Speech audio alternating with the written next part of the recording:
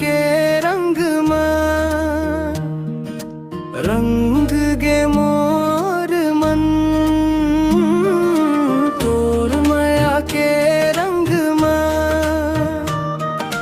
रंग गे मोर मन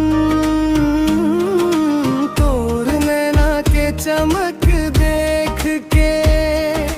मोर दिल हर धड़के तोर मीठी मीठी बोली सुन के मनवा तोर हो जाते। गाँव के गली में जब तें चलथस फूल घलो